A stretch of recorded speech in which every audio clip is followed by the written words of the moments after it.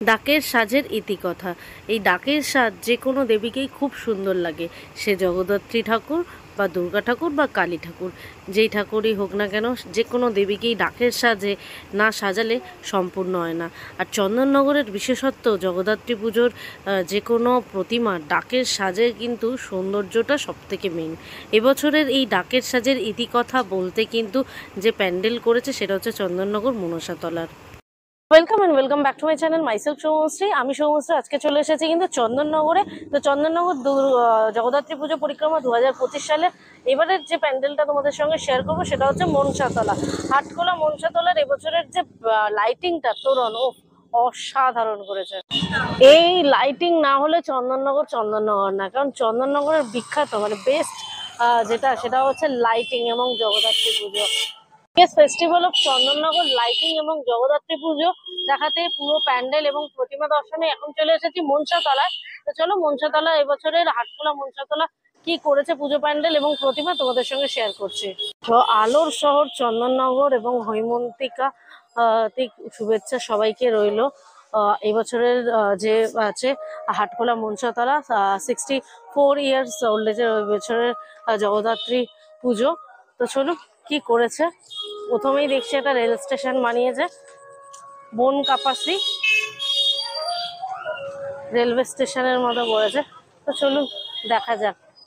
আচ্ছা, ডাকের ইতিহাস, সমস্ত যে আমাদের ডাক সাজ, এই ডাকের সাজ যেটা জগদ্ধাত্রী পুজো বলুন বা আমাদের দুর্গাপুজো, সেই ডাকের সাজ কিন্তু মাকে অসাধারণ লাগে। এই ডাকের সাজের সমস্ত ইতিহাস নিয়েই কিন্তু চলে এসেছে, কিভাবে ডাকের সাজ তৈরি করা হয়, কিভাবে সেগুলো করে, সেগুলোই কিন্তু এখানে দিয়েছে। যে সোলার ছোঁয়ায় মূর্তি আনে বনকাপাসির প্রাণ, হাতের গড়নে ফুটে ওঠে দেবীর রূপের গান, ভালোবাসার সুতো বোনা শিল্পের এই ঘরে, তাই তো বলি গর্ব ভরে ওরা সাজ গড়ে। আচ্ছা, যে যারা সাজ গড়ছে, এই যে ডাকের সাজ, সেই সাজ গড়াটা এখানে কিন্তু খুব সুন্দরভাবে ওরা দেখিয়েছে। হ্যালো। তো হাটখোলা মনসাতলার এবছরের কিন্তু থিম বা নিবেদন 64 ইয়ার্স ওল্ড এজের এবছর জগদ্ধাত্রী পুজো ডাকের ইতিহাস, বা যে থিমের নাম সেটা হচ্ছে ওরা সাজ গড়ে। যে ডাকের সাজ যারা গড়ে এবং যেভাবে গড়ে, তাদের যে এত সুন্দর নিদারুণ কাজের ধৈর্য এবং সমস্ত কিছু। এই যে ওয়াও, এটা একটি ঘর করেছে, যে ঘরে কিন্তু ডাকের সাজ বানাচ্ছে, সেই ডাকের সাজের কিন্তু এটা প্যান্ডেলে ফুটিয়ে তুলেছে। ওয়াও, দারুণ লাগছে। আচ্ছা, মালাকার থাকুক মালাকার বাছুক ভালোবাসার টানে। আচ্ছা, ডাকের সাজ কিন্তু এই যে তারামা সাজঘর, যারা এই ডাকের সাজ গড়ে, সে দুর্গাপুজো হোক, কালী পুজো হোক বা জগদ্ধাত্রী পুজো হোক, ডাকের সাজে কিন্তু অসম্ভব সুন্দর লাগে।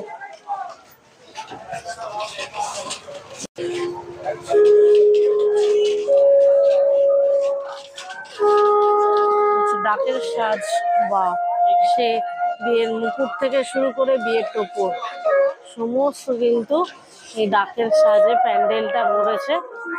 ওয়াও,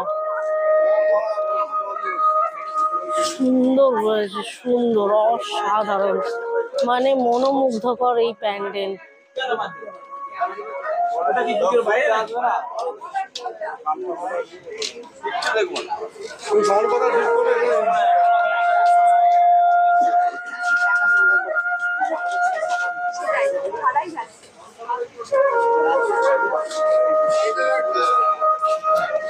চলুন জগদ্ধাত্রী মাকে দেখি। আচ্ছা, এই ডাকের সাজ না হলে মাকে অপরূপ, মানে ইনকমপ্লিট ঠাকুর বলা হয়। মানে ডাকের সাজে ঠাকুর তো অসাধারণ।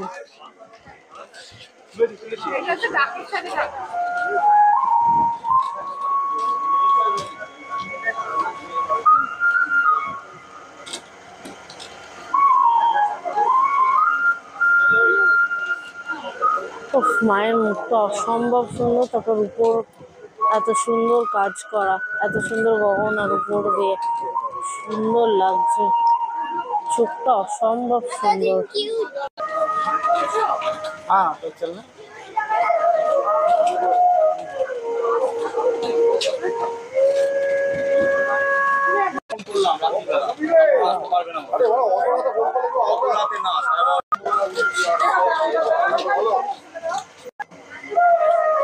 দেবী হৈমন্তিকাকে এই সাদা ডাকের কাছে তো অসম্ভব সুন্দর লাগছে। ডাকের কাজ এক অন্যতম মানে সুন্দর মানে কারুকার্য, যেটাই মানে যে কোনো দেবী যে কোনো কাজটা অসম্ভব সুন্দর লাগে।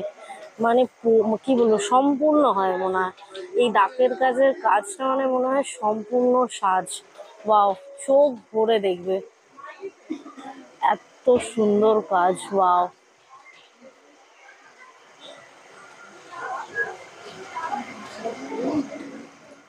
ডাকের সাজ সাজায় সেই সমস্ত শিল্পীদের কিভাবে সাজায়, এই যে ডাকের সমস্তগুলো কাটিং করা ছুরি দিয়ে এই সমস্ত শিল্পীদের কিভাবে বানানো হয়, এটা পুরোটা কিন্তু এখানে তুলে ধরেছে। তার উপরে বাড়ি করেছে যারা থাকে শিল্পীরা, তাদের কিন্তু পুরোটা বাড়ি করেছে।